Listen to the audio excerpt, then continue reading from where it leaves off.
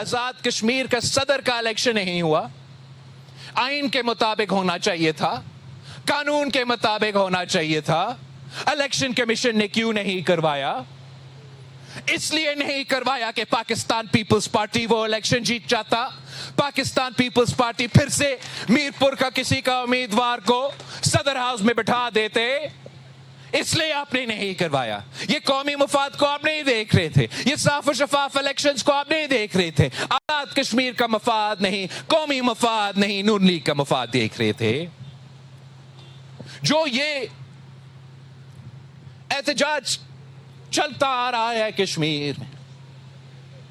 जो ये एहतजाज चलता आ रहा है कश्मीर में, आप जो भी इल्जाम लगा दे, मैं इस वक्त उन इल्जामात पे मैं बात भी नहीं कर रहा हूं, लेकिन जो आपका तमाम इल्जामात अपनी जगह, ये 100% मुमकिन था कि इसको पुरअमन तरीके से, खुश आमदेद वजीर आजम साहब,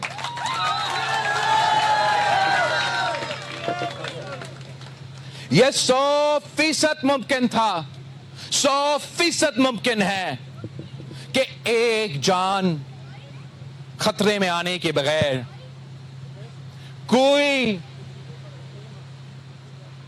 वायलेंस किए बगैर, कि ये पुरअमन तरीके से हल होता। और जैसे हमारा हुकूमत ने नहीं, लेकिन हमारा हुकूमत ने आने से पहले जो वादे किए,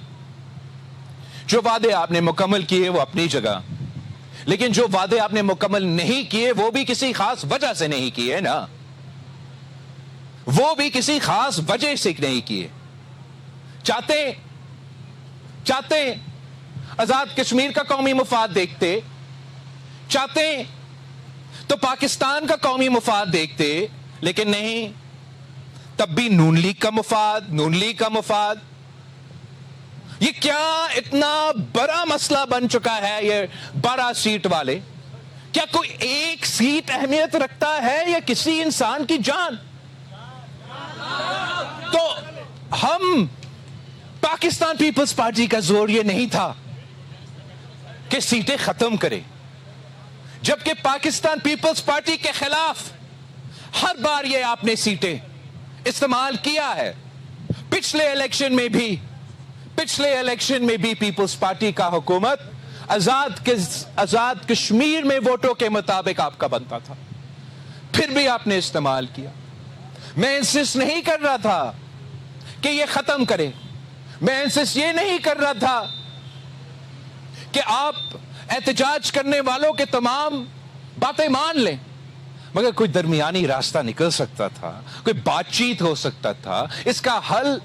निकालने की कोशिश किया जा सकता। और जहां मैं मानता हूं कि एहतजाज करने वालों से तारीखी गलतियां हुई, उनको कभी भी नहीं इनकार करना चाहिए था आजाद कश्मीर का वजीर आजम को, जब हम कहते रहे कि APC में आ जाए, दूसरी चीजें में आ जाए, लेकिन साथ में 1 महीने से ज्यादा पहले बंद कमरों में, फिर जब से मैं पिछली बार मुजफ्फराबाद आया तो मुझसे वो खत लिखा गया, तो मैं बाकायदा कैंपेन इस बात पे कर रहा हूं, वफाक से भी कह रहा हूं, एहतजाज करने वालों से कह रहा हूं कि मेरे पास एक तरीका है, एक रास्ता है, और ये रास्ता ऐसा है कि हम अमन वापस लेकर आए, हालात ठीक करें, कश्मीरियों के जिंदगी में जो मसले पैदा हुए हैं, आम कश्मीरी की जिंदगी में जिनका कोई ताल्लुक ही ना हो, एहतजाज करने वालों से भी और हुकूमत करने वालों से भी, जिन्होंने सिर्फ अपना जिंदगी जीना है, जिस तरीके से और जिस अंदाज से आपने 14 दिन 40 डेज तक अजाब बना दिया कश्मीर के अवाम का जिंदगी, वो आपके सामने, और ये कोई जरूरत नहीं था। मेरे पास तरीका है कि आप इसको खत्म करें, एहतजाज भी खत्म करें, हालात भी बेहतर करें, आगे का रास्ता तय करने के लिए, ये सजा और जजा का फोरम एस्टैब्लिश करने के लिए, अमन कायम करने के लिए, और ऐसे रास्ता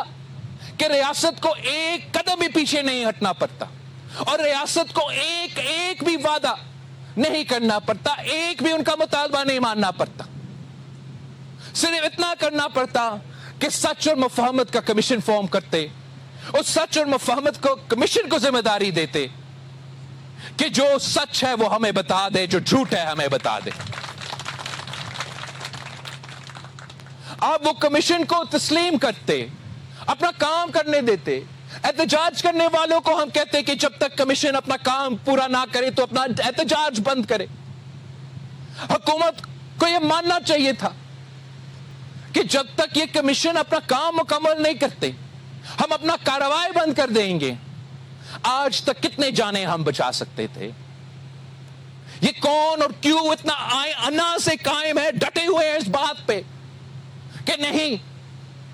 ہم پیچھے ہٹنے کے لیے تیار نہیں. نہ ریاست پاکستان پیچھے ہٹنے کے لیے تیار ہے, نہ احتجاج کرنے والوں کا کوئی موڈ ہے پیچھے ہٹنے کا. تو پھر میرے بیچارے معصوم کشمیریوں کا کیا ہوگا جس کا کوئی تعلق ہی نہیں ہے؟ یہ تاریخ کا سب سے اہم ترین الیکشنز میں ضروری ہے کہ ہم امن قائم کریں, ہم غیر متنازع الیکشنز کروا دیں, ہم صاف و شفاف الیکشنز کروا دیں, اور ہم فوری طور پہ جو حالات بن چکے ہیں آزاد کشمیر میں ان سے بچانے کے لیے, آگے کے مستقبل کو بچانے کے لیے, کشمیر کوز کو تحفظ دلوانے کے لیے, پاکستان کے موقف کو تحفظ دلوانے کے لیے, یہ کسی کی ہار جیت کے سوال نہیں ہے. یہ انسانوں کو جان بچانے کے لیے پاکستان پیپلز پارٹی کی یہ تجویز, سچ اور مفاہمت کا کمیشن ریاست پاکستان کو تسلیم کرنا پڑے گا اور احتجاج کرنے والوں کو تسلیم کرنا پڑے گا. ہم اس طریقے سے اپنے ہی بھائیوں کو شہید ہوتے ہوئے نہیں دیکھ سکتے.